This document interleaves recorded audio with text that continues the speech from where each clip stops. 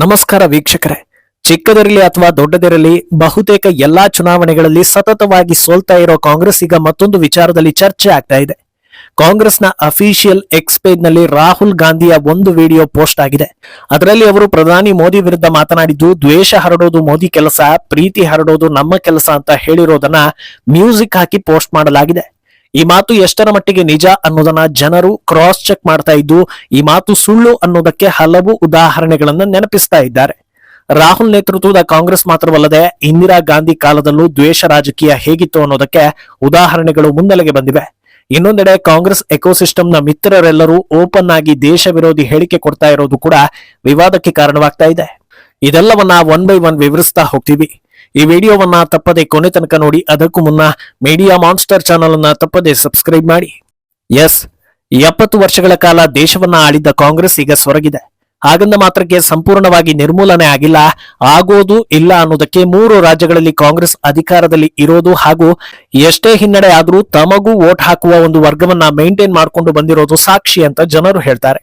ದೇಶದ ಅಭಿವೃದ್ಧಿ ಅಥವಾ ಏಕತೆ ಬಗ್ಗೆ ಕಾಂಗ್ರೆಸ್ ಒಂದೇ ಒಂದು ಮಾತನಾಡದೇ ಇದ್ರೂ ಹಳ್ಳಿಗಳಲ್ಲಿ ಜೈಕಾರ ಹಾಕೋದಕ್ಕೆ ಒಂದಷ್ಟು ಜನರನ್ನ ಪಡೆಯುವಲ್ಲಿ ರಾಹುಲ್ ಯಶಸ್ವಿಯಾಗಿದ್ದಾರೆ. ಯಾಕೆ ಈ ಮಾತು ಹೇಳ್ತಾ ಇದ್ದೀವಿ ಅಂದ್ರೆ, ರಾಹುಲ್ರ ಹೇಳಿಕೆಗಳು ಸಾಮಾನ್ಯ ಜ್ಞಾನ ಶಿಕ್ಷಣ ಇರುವವರಿಗೆ ನಗು ತರಿಸಿದ್ರು ಅದನ್ನೇ ನಿಜ ಅಂತ ನಂಬುವ ಜನರೂ ಕೂಡ ಇದ್ದಾರೆ ಅನ್ನೋದು ತಮಾಷೆ ಮಾತಲ್ವೇ ಅಲ್ಲ. ಇಂಥ ಸತ್ಪ್ರಜೆಗಳಿರೋ ಭಾರತದ ಮಡಿಲಿಗೆ ರಾಹುಲ್ ಗಾಂಧಿ ಕಡೆಯಿಂದ ಬಂದ ಹೇಳಿಕೆಯೊಂದನ್ನ ಮತ್ತೊಮ್ಮೆ ಪ್ರಮೋಟ್ ಮಾಡಲಾಗ್ತಾ ಇದೆ. ಅದು ವ್ಯಾಪಕ ಚರ್ಚೆಗೂ ಕೂಡ ದಾರಿ ಮಾಡಿಕೊಟ್ಟಿದೆ.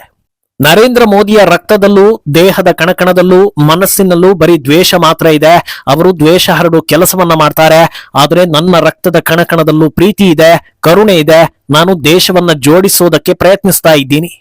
ಇದೇ ಅವರ ನಡುವಿನ ಹೋರಾಟ ಅನ್ನೋ ಮಾತನ್ನ ರಾಹುಲ್ ಗಾಂಧಿ ಹೇಳಿದ್ರು. ಬಹುಶಃ ಇದು ಭಾರತ್ ಜೋಡೋ ಯಾತ್ರೆ ಸಂದರ್ಭದ ಬಗ್ಗೆ ಹೇಳಿದ್ದೇನೋ. ಈ ಮಾತನ್ನ ಪಿಕ್ ಮಾಡಿ ಅದಕ್ಕೆ ಒಳ್ಳೆ ಬ್ಯಾಕ್ ಗ್ರೌಂಡ್ ಮ್ಯೂಸಿಕ್ ಹಾಕಿ 30 ಸೆಕೆಂಡ್ಗಳ ಭಾವನಾತ್ಮಕ ವಿಡಿಯೋ ಒಂದನ್ನ ಕಾಂಗ್ರೆಸ್ ತನ್ನ ಅಫಿಷಿಯಲ್ ಪೇಜ್ ನಲ್ಲಿ ಶೇರ್ ಮಾಡಿಕೊಂಡಿದೆ. ಅಂದಹಾಗೆ ಈ ಬ್ಯಾಕ್ ಗ್ರೌಂಡ್ ಮ್ಯೂಸಿಕ್ ನಟ ಜೋಸೆಫ್ ವಿಜಯ್ ಸಿನಿಮಾದ್ದು ಅನ್ನೋದು ಕಾಕತಾಳೀಯವೋ ಅಥವಾ ಅದರ ಹಿಂದೆಯೂ ರಾಜಕೀಯ ಸಂದೇಶ ಇದೆಯೋ ಗೊತ್ತಿಲ್ಲ. ಆದ್ರೆ ಅದೆಲ್ಲವನ್ನ ಪಕ್ಕಕ್ಕಿಟ್ಟು ಈ ಹೇಳಿಕೆಯನ್ನ ಜನರು ವಿಮರ್ಶೆ ಮಾಡ್ತಾ ಹೋದಾಗ ಸಾಕಷ್ಟು ವಿಚಾರಗಳು ಮುನ್ನೆಲೆಗೆ ಬಂದಿವೆ. ವಾಸ್ತವವಾಗಿ ಈ ಹೇಳಿಕೆಯನ್ನ ಯಾರು ಅಷ್ಟು ಈಸಿಯಾಗಿ ಒಪ್ಪೋದಿಲ್ಲ ಅನ್ನೋದು ನಿಜವೇ. ಆದರೆ ರಾಹುಲ್ ಗಾಂಧಿಯು ಕೂಡ ಭಾರತದ ಸಾಂವಿಧಾನಿಕ ಹುದ್ದೆಯಲ್ಲಿ ಇರೋದ್ರಿಂದ ಅವರಿಗೂ ರಾಜಕೀಯ ಮಾಡುವ ಹಕ್ಕಿದೆ, ಹೇಳಿಕೆಗಳನ್ನ ನೀಡೋ ವಾಕ್ ಸ್ವಾತಂತ್ರ್ಯವಿದೆ. ಹಾಗೆ ಅದನ್ನ ಸರಿ ಇದೆಯಾ ಇಲ್ವಾ ಅಂತ ನೋಡೋ ಅಧಿಕಾರ ಕೂಡ ಜನರಿಗಿದೆ. ಮೊದಲನೆಯದಾಗಿ ರಾಮ ಮಂದಿರಕ್ಕೆ ಅಡ್ಡಿಪಡಿಸಿದ್ದು.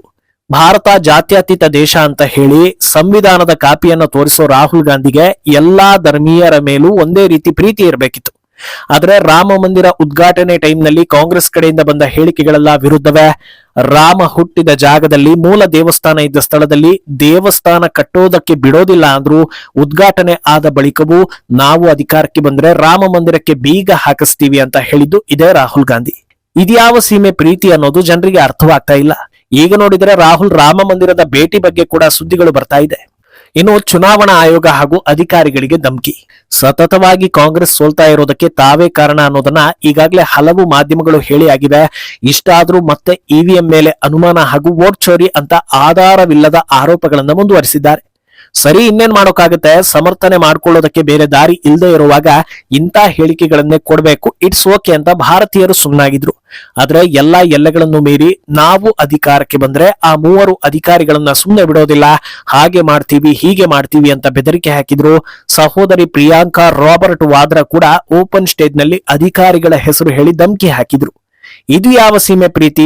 ಸರ್ಕಾರಿ ಹುದ್ದೆಯಲ್ಲಿ ಇರುವವರಿಗೆ ವಾರ್ನಿಂಗ್ ಕೊಡೋದು ಅದ್ಯಾವಾಗ ಪ್ರೀತಿ ಹಂಚೋ ಕ್ಯಾಟಗರಿಗೆ ಸೇರ್ಪಡೆ ಆಯ್ತು ಅಂತ ಜನರು ಕನ್ಫ್ಯೂಸ್ ಆಗಿದ್ದಾರೆ. ಇನ್ನು ಪಾರ್ಲಿಮೆಂಟ್ ಭವನದ ಎದುರು ಗಲಾಟೆ. ಆಡಳಿತ ಸರ್ಕಾರದ ವಿರುದ್ಧ ವಿಪಕ್ಷ ಹೋರಾಡೋದು ತಪ್ಪಲ್ಲ, ಪ್ರೊಟೆಸ್ಟ್ ಮಾಡೋದು ತಪ್ಪಲ್ಲ, ದನಿ ಏರಿಸೋದು ಖಂಡಿತ ತಪ್ಪಲ್ಲ. ಆದ್ರೆ ಎಲ್ಲದಕ್ಕೂ ಸರಿಯಾದ ಕಾರಣ ಇರಬೇಕು ಅಂತ ಜನರು ಹೇಳ್ತಾರೆ.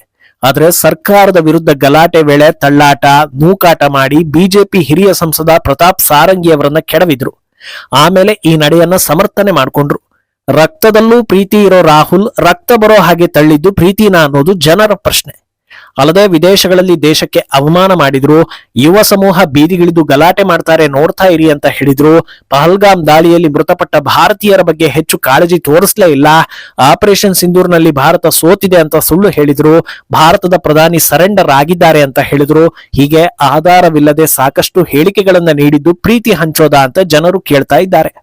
ಇನ್ನು ಇದು ರಾಹುಲ್ ರನ್ನ ದಾಟಿ ಅವರ ಪೂರ್ವಜರು ಅರ್ಥಾತ್ ಭಾರತದ ಮಾಜಿ ಪ್ರಧಾನಿ ಇಂದಿರಾ ಗಾಂಧಿ ಕಾಲಕ್ಕೂ ಹೋಗಿ ಚರ್ಚೆಗೆ ಒಳಗಾಗ್ತಾ ಇದೆ. ಇಂದಿರಾ ಗಾಂಧಿ ಸಮಕಾಲೀನರಾಗಿದ್ದ ಮಹಾರಾಣಿ ಗಾಯತ್ರಿ ದೇವಿ ಅವರ ಮೇಲೆ ಇಂದಿರಾಗೆ ದ್ವೇಷ ಇತ್ತು. ಗಾಯತ್ರಿ ದೇವಿ ಅವರಿಗೆ ರಾಯಲ್ ಸ್ಟೇಟಸ್ ಹಾಗೂ ರಾಜಾಡಳಿತದ ಹಕ್ಕುಗಳು ಇದ್ದಿದ್ದನ್ನ ಇಂದಿರಾ ಸಹಿಸ್ತಾ ಇರಲಿಲ್ಲ. 1962ರಲ್ಲಿ ಮಹಾರಾಣಿ ಗಾಯತ್ರಿ ದೇವಿ ಸ್ವತಂತ್ರ ಪಕ್ಷದಿಂದ ಜೈಪುರ ಲೋಕಸಭಾ ಸೀಟ್ ಗೆದ್ದು ಸಂಸತ್ ಭವನಕ್ಕೆ ಬರ್ತಾರೆ. ಗಾಯತ್ರಿ ದೇವಿ ಸಂಸತ್ ಪ್ರವೇಶಿಸಿದ್ದು ಇಂದಿರಾ ಗಾಂಧಿಗೆ ಇನ್ನಷ್ಟು ಅಸಹನೆ ತರಿಸಿರುತ್ತೆ. ಆಕೆ ಮೇಲೆ ಒಂದು ಕಣ್ಣಿರಿಸಿದ್ದ ಇಂದಿರಾ ಎಮರ್ಜೆನ್ಸಿ ಹೊತ್ತಲ್ಲಿ ಗಾಯತ್ರಿ ದೇವಿ ಮನೆ ಮೇಲೆ ಐಟಿ ರೇಡ್ ಮಾಡಿಸ್ತಾರೆ. ಆಕೆ ಬಳಿ ಅಪಾರ ಚಿನ್ನ ಹಾಗೂ ಸ್ವತ್ತು ಇದ್ದ ಕಾರಣ ಸ್ಮಗ್ಲಿಂಗ್ ಆಕ್ಟ್ ಅಡಿಯಲ್ಲಿ ಅವರ ಮೇಲೆ ವಿಚಾರಣೆ ನಡೆಸಲಾಗುತ್ತೆ. ಬಳಿಕ ಅವರ ಮೇಲೆ ಆರೋಪ ಹೊರಿಸಿ ತಿಹಾರ್ ಜೈಲಿಗೆ ಕಳಿಸಲಾಗುತ್ತೆ. ಎಮರ್ಜೆನ್ಸಿ ಹೊತ್ತಲ್ಲಿ ಗಾಯತ್ರಿ ದೇವಿ ಸುಮಾರು 6 ತಿಂಗಳು ಜೈಲು ವಾಸವನ್ನ ಅನುಭವಿಸಿರ್ತಾರೆ. ಜೈಲಿಂದ ಬಂದ ನಂತರ ರಾಜಕೀಯಕ್ಕೆ ಗುಡ್ ಬೈ ಹೇಳ್ತಾರೆ. ಈ ವಿಚಾರವನ್ನ ಅವರ ಆಟೋಬಯೋಗ್ರಫಿಯಲ್ಲಿ ಬರೆದುಕೊಂಡಿದ್ದಾರೆ ಅನ್ನೋದು ವೈರಲ್ ಆಗ್ತಾ ಇದೆ. ಇದು ಯಾವ ಸೀಮೆ ಪ್ರೀತಿ ಅನ್ನೋದು ಜನರ ಪ್ರಶ್ನೆ. ಇನ್ನು ರಾಹುಲ್ ಅಥವಾ ಗಾಂಧಿ ಫ್ಯಾಮಿಲಿ ಮಾತ್ರವಲ್ಲದೆ ಅವರ ಮಿತ್ರರು, ಮೈತ್ರಿ ಪಕ್ಷಗಳು, ಸ್ವಪಕ್ಷೀಯರು ಕೂಡ ಬೇರೆ ಬೇರೆ ರೀತಿಯಲ್ಲಿ ಪ್ರೀತಿ ಹಂಚಿದ್ದಾರೆ ಅನ್ನೋದನ್ನು ಕೂಡ ಜನರು ಸ್ಮರಿಸ್ತಾ ಇದ್ದಾರೆ.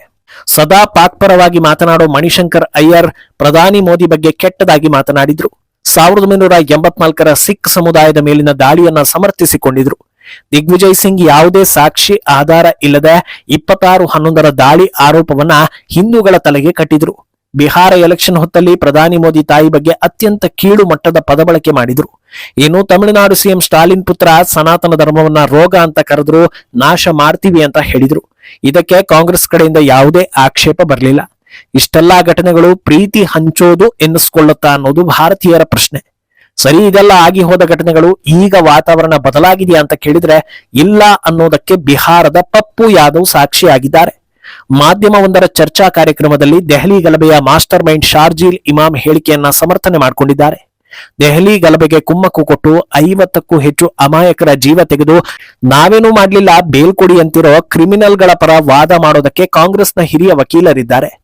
ಆತ ಕ್ರಿಮಿನಲ್ ಅನ್ನೋದಕ್ಕೆ ಸಾಕ್ಷಿ ಅನ್ನೋ ಹಾಗೆ ಈಶಾನ್ಯ ರಾಜ್ಯಗಳನ್ನ ಬೇರ್ಪಡಿಸಬೇಕು ಅಂತ ಆತ ಹೇಳಿದ್ದ ವಿಡಿಯೋ ಇದೆ. ಇದನ್ನ ಸಮರ್ಥನೆ ಮಾಡ್ಕೊಳ್ಳೋ ಪಪ್ಪು ಯಾದವ್ ಈಶಾನ್ಯ ಬೇರ್ಪಡಿಸಿ ಅಂತ ಹೇಳೋದು ದೇಶದ್ರೋಹದ ಮಾತಲ್ಲ, ಸಂವಿಧಾನ ನಮಗೆ ವಾಕ್ ಸ್ವಾತಂತ್ರ್ಯ ಕೊಟ್ಟಿದೆ ಅಂತ ಹೇಳ್ತಾರೆ. ಈ ಮಾತನ್ನ ಕೇಳಿ ನಿರೂಪಕ ಕೆಂಡಾಮಂಡಲ ಆಗಿದ್ದಾರೆ. ಈ ವಿಡಿಯೋ ಎಲ್ಲಾ ಕಡೆ ವೈರಲ್ ಆಗ್ತಾ ಇದೆ. ದೇಶದ್ರೋಹದ ಮಾತನ್ನು ಸಮರ್ಥಿಸಿಕೊಳ್ಳೋದು ಯಾವ ಸೀಮೆ ಪ್ರೀತಿ ಹಂಚೋದು ಅನ್ನೋದನ್ನ ಜನರು ಕೇಳ್ತಾ ಇದ್ದಾರೆ. ಒಟ್ನಲ್ಲಿ ದೇಶ ವಿರೋಧಿ ಕೆಲಸ ಮಾಡಿದ್ರು ಭಾರತೀಯರನ್ನ ಟ್ರ್ಯಾಪ್ ಮಾಡೋದಕ್ಕೆ ಒಂದೇ ಒಂದು ಹೇಳಿಕೆ, ನಡೆ, ಸಂದರ್ಭ ಸಾಕು ಅನ್ನೋ ಬಲವಾದ ಭರವಸೆ ಹಲವರಲ್ಲಿದೆ ಅನ್ನೋದು ಗ್ಯಾರಂಟಿ. ಮುಂದೇನಾಗುತ್ತೆ ಅನ್ನೋದನ್ನ ಕಾದು ನೋಡ್ಬೇಕು. ಈ ಬಗ್ಗೆ ನಿಮ್ಮ ಅಭಿಪ್ರಾಯವನ್ನ ತಪ್ಪದೆ ಕಮೆಂಟ್ ಮೂಲಕ ತಿಳಿಸಿ.